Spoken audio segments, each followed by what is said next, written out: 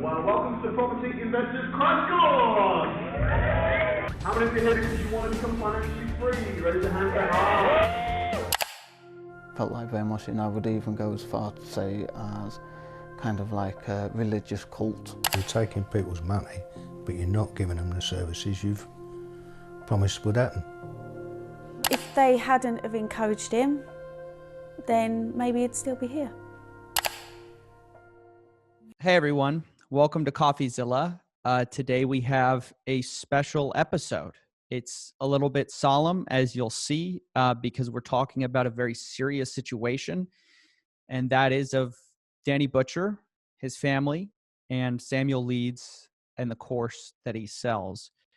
Before we get into everything, I just want to say for a second that I've been talking for a very long time about the predatory aspect of fake gurus of wealth creation courses, and that they pander to people who are in desperate situations, and that often leads to very bad circumstances, which these gurus like to ignore, they like to gloss over, and they like to pretend doesn't exist in their glossy testimonials and avoidance of, frankly, their students that do not perform. We've talked to Garrett, who lost $26,000 on this program. We've talked to Anthony, who lost $50,000. We've talked to people who lost $20,000. We've talked to people all across the spectrum of losing everything from $2,000 to entire life savings. But today we're talking to a family who lost the most important thing of all, which is the life of Danny Butcher. He took Samuel's course, he got in debt, and ultimately he took his own life. So with that, I want to welcome the people who bravely came on the show today. Obviously, this is very tragic, so I appreciate you guys taking the time to talk with me about it. Today we have from, I guess I'll go right to left, we have Carrie, we have Glenn, and we have Alan. Carrie is Danny's sister, Glenn is his brother-in-law, and Alan is his father. Thank you guys for coming on. Thank you. So I guess we'll start at the beginning of the end, I guess, which is when Danny started his course, or maybe a bit before that. Danny served in the military, from what I understand. Correct.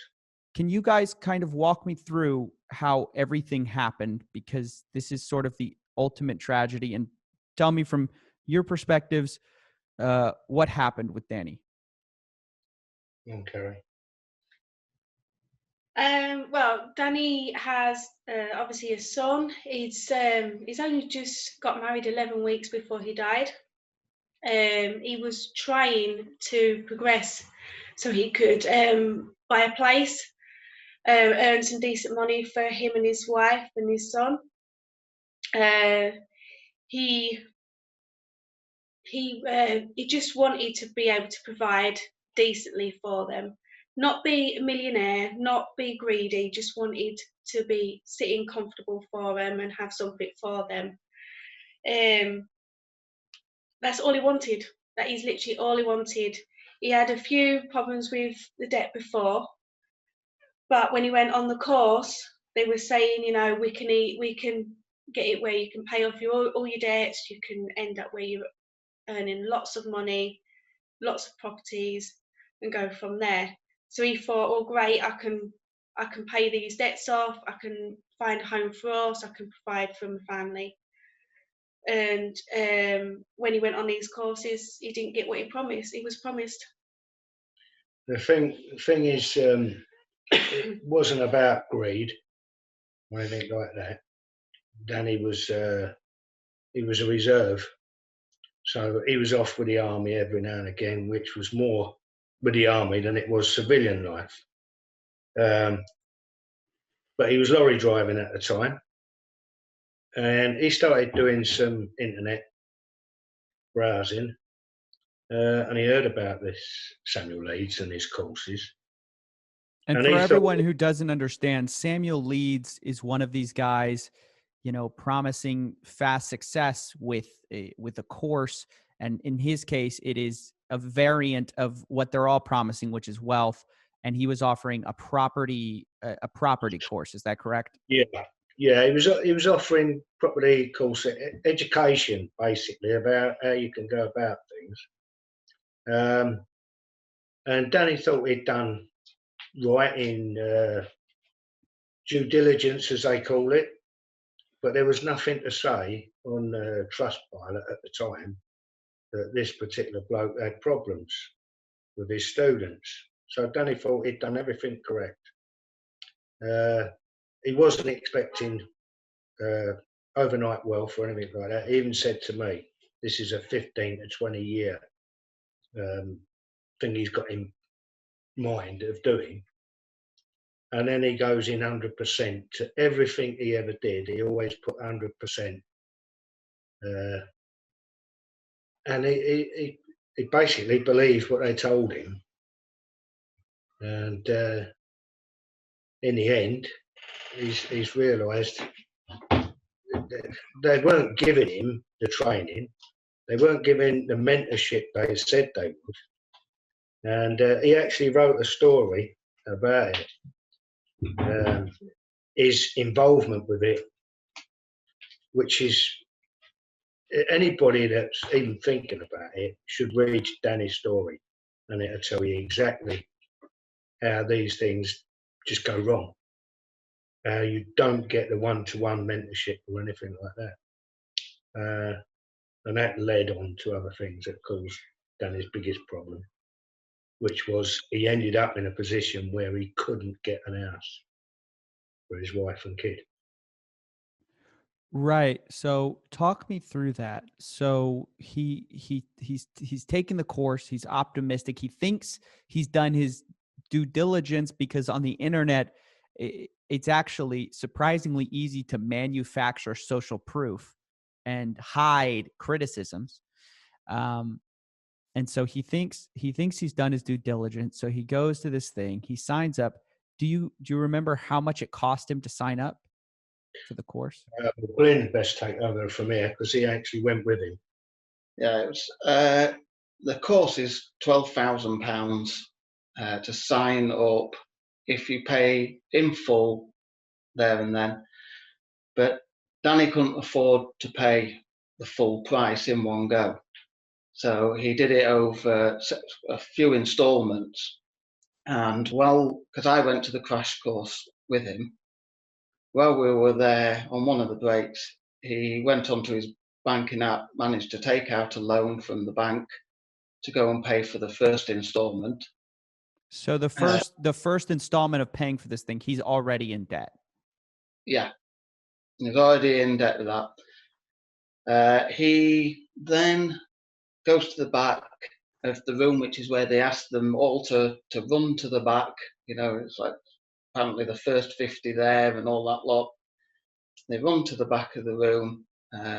He asks if he can still go on it and will he be able to pay for his next installment. He has to do a deal to be able to afford to do his next installment. To which he was told, yep, it's absolutely no problem. We'll get you sorted, get you a deal for your next payment for your next, so you can pay your next installment of the course.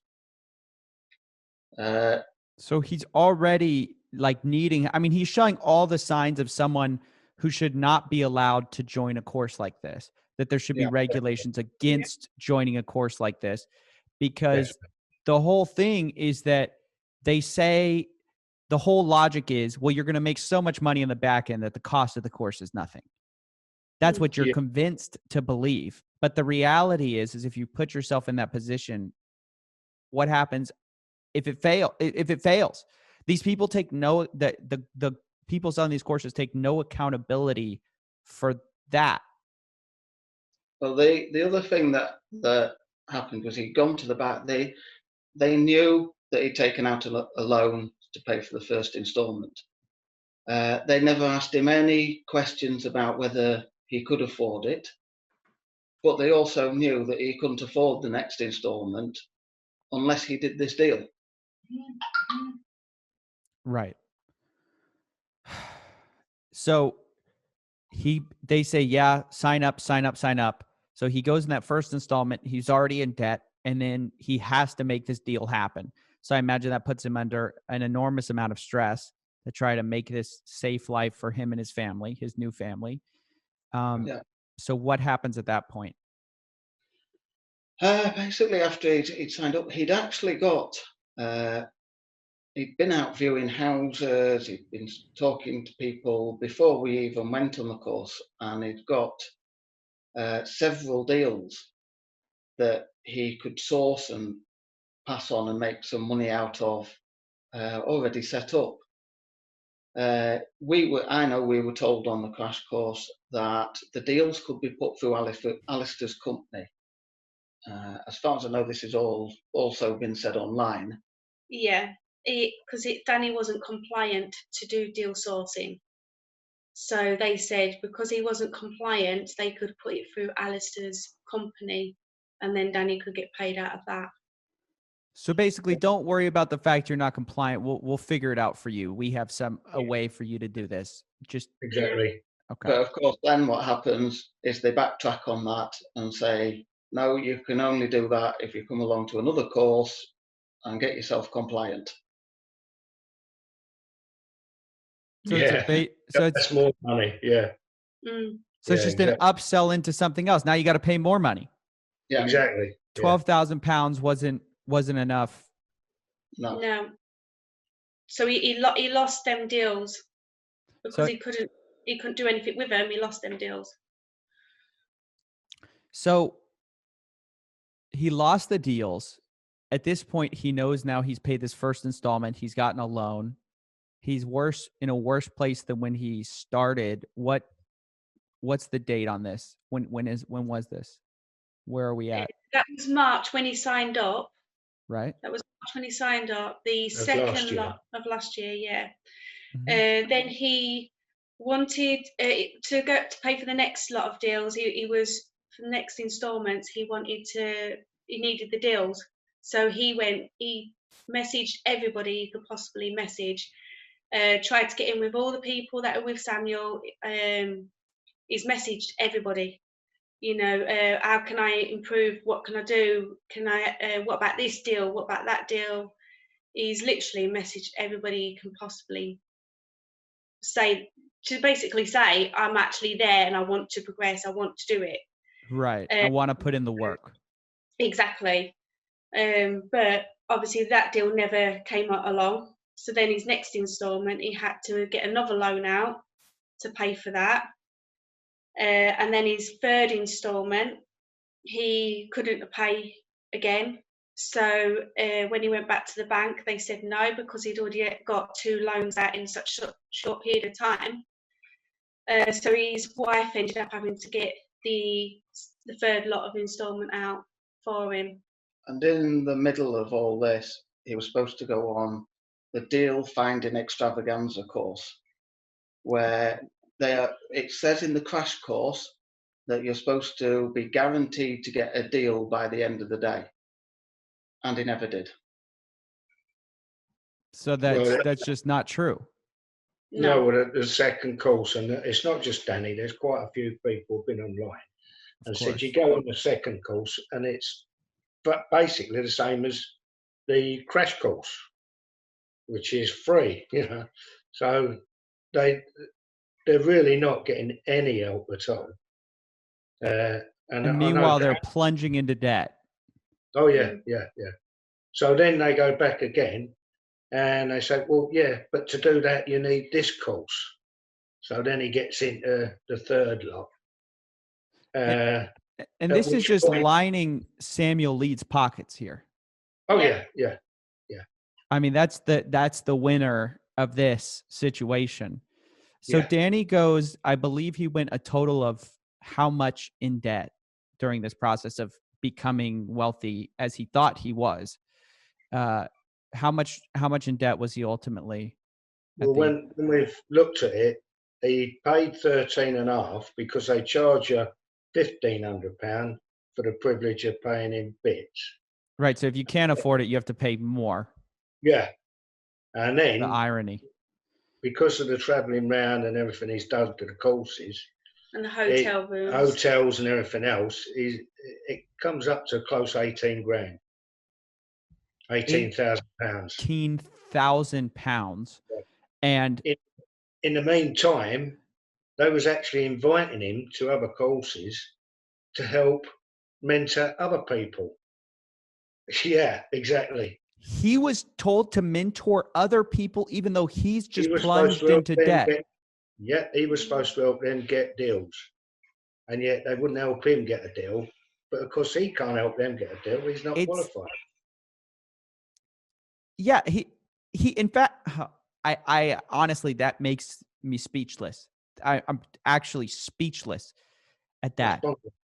Now, Danny, at this point, you know, he's just gotten married. He's got, I believe you said he has a son. Yeah. He finds himself going from basically the ground floor, thinking, well, it can't get worse. Let me pull myself up and trust one of these people, and finds himself now in the hole, £18,000, no better off than he was before. And he just feels helpless. He feels like there's no way out. Well, the worst thing about it is he's doing this all to try and make a home for his family. Right. Then to find that he can't get a home because now, obviously, he can't get a mortgage. He can't borrow any money to buy a place. He just don't know which way to turn now. And I think that probably, you know, the penny was dropping because he wrote a story, and it's so well wrote. From someone who's dyslexic, you got to understand the grammar might not be great, but it's a hell of a story the way he's written it. Yeah. To total despair. I think that I've heard this situation not just from Danny, but from multiple people about when they get in this kind of debt and all they wanted to do was get themselves out of debt. Yeah. That leads to despair more than just normally getting in debt does, because you feel like you've done everything you possibly can.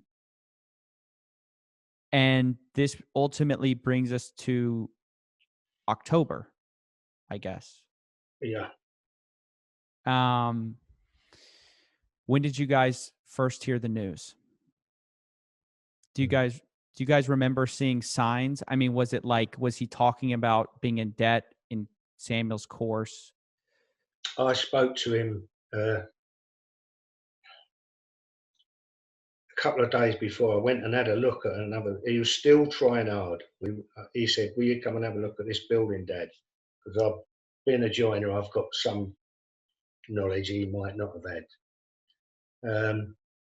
We went and looked at it.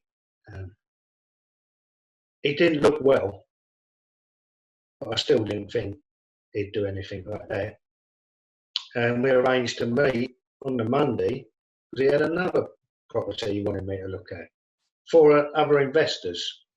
Right, so he supposedly was going to get paid from them for doing the legwork for him, doing the survey as such.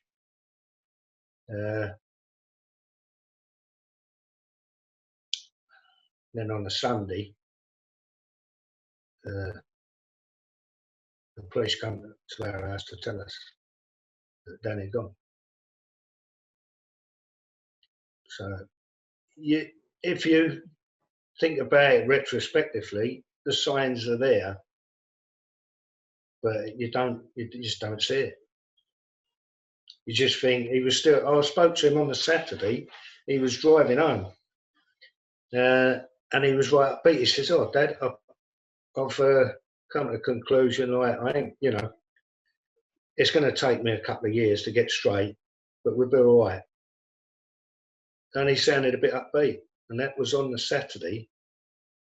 And then obviously Sunday morning he was gone. It's just that you just don't really see it coming. Everybody says, a lot of people have been in touch with us who either been in a similar situation or close to, and they've all said the same. You never see it happening. You never see it coming.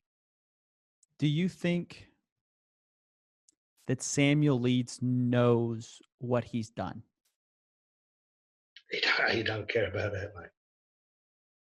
He has got no. He's never once tried to contact us in any way to make any sort of in touch with us in any way, offer his wife any words of comfort of any sort. Just the opposite, really. He didn't pay back the money Danny paid him. No. There's things on the internet now where he is fighting a lot of people off for similar problems. He's going to court and all sorts.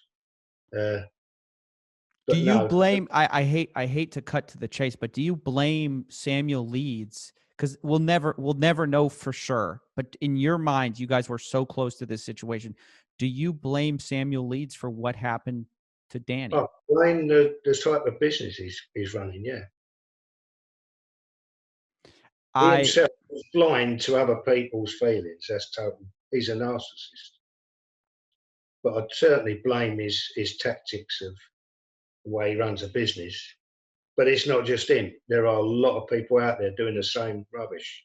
Absolutely. I mean, that's something that my channel's built on trying to stop, is this predatory course selling. I say it all the time. I call it predatory because I believe it is, because it preys on those who are weak and vulnerable. And I think some people think that, oh, if you fall for that. But the thing is that it's easy to say, I wouldn't fall for that when you're not struggling, when you're not in debt, when you're not back against the wall. And I think this is such a because there's no regulation. These people can just kind of promise anything. They can promise anything and they don't get held accountable. So something that impressed me about, the response to Danny's situation, something that, obviously this can never be turned into a positive thing. But one thing that I saw in the fundraiser was that you guys want to see regulation happen in this industry. You want to see a change so that this doesn't happen to anyone else. Oh, yeah. Yeah, absolutely. I mean, there's been loads of people in touch with us. That some have actually said they was close to the position Danny was in, and reading his story actually snapped him out of it, if you like.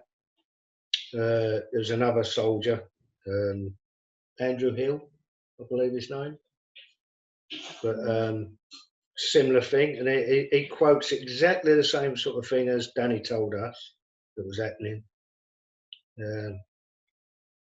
But there's thousands now involved, and that's really all we can do for Danny is push for regulation to stop this sort of scamming, if you like. I don't know what other word you would call it. I like that word. We've set up a petition to try and get it regulated, this kind of thing over here in the UK. That'd be nice if it went more worldwide, but we've set up a petition here to try and get it regulated. I'll link that. What is the petition? Do you know the web address? I can send it over to you. That's fine. For everyone watching, it'll be in the link below. Is Danny Butcher's widow still in debt from this whole thing? No. Okay. Good. No, because thousands of people actually come forward and put money into a pot and paid it all off, or what the bank has written off. So through the kindness of other people, they've put a zero debt and that they weren't together when they were in that position. It would never have happened. You know, we're really grateful for the sort of support getting. I'm also grateful for that. Yeah, I didn't know the full status because I was looking at the fundraisers. I was trying to keep up with that as well. So I'm glad to hear that. Yeah, people stepped up, and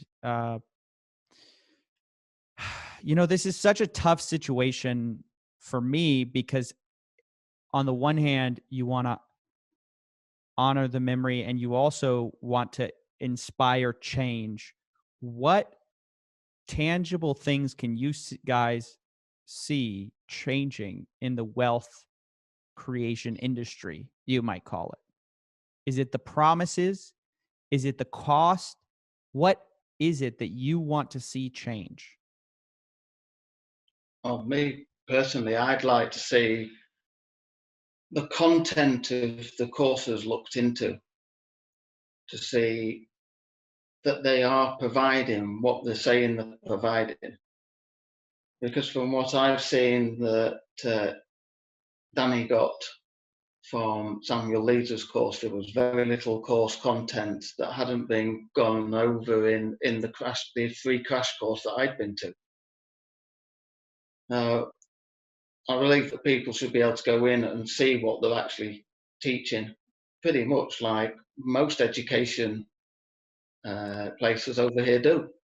Right. Don't hide the one wealth secret or whatever they're saying. You have to be able to kind of back up what you're saying. Yeah, prove it. Yeah, there needs to be a standard of the same as you go to university or a school. There's standards that they have to keep to.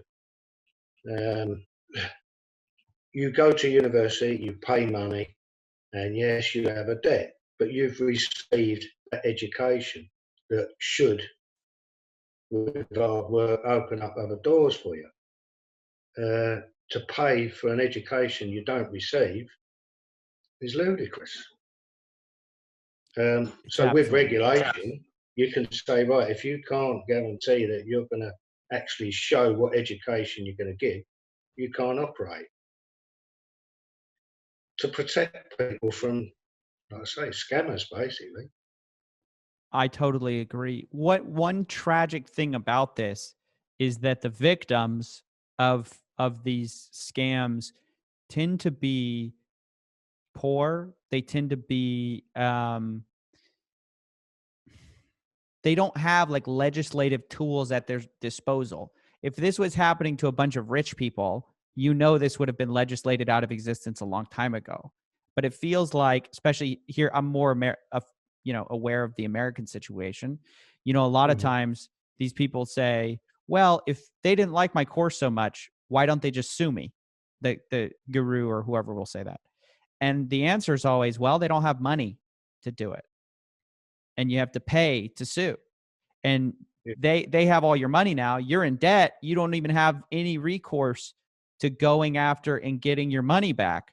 I mean, what gets me is that you can sell a $12,000 course and have nothing to show for it, and you can sell to somebody who has no money to pay for it. That is mind-blowing, that you can put someone deep in debt who has nothing going right now, and you can promise them the world, and you're not held accountable at all.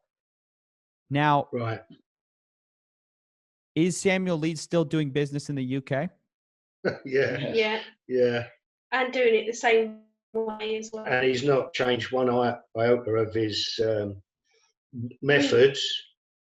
In fact, he is under a lot of pressure at the moment from the internet, where, as I say, there are so many people come forward now since Danny's death, saying they've suffered the same thing, but a lot of people are embarrassed to admit they got ripped off, so they don't come forward.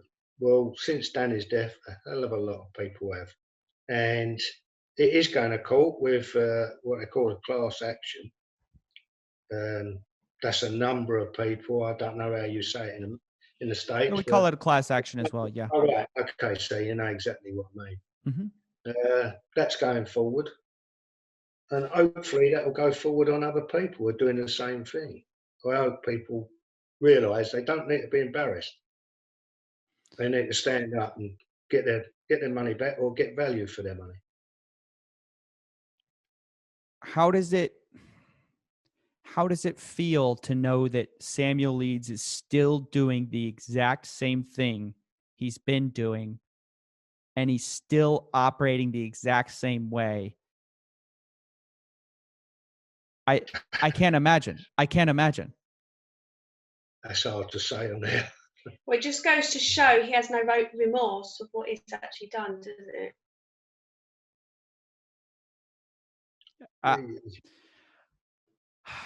I hope that someone who sells a course sees this and rethinks who they're targeting with their course.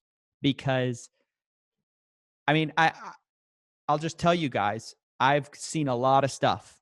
I've seen people admitting privately that they are targeting poor people. I mean, I've seen a lot of insane stuff. But to have this happen, whether or not Samuel wants to say that it's his fault, whether he believes that or not, but to have this happen with your course and then to keep doing it is unconscionable, in my opinion. Yeah.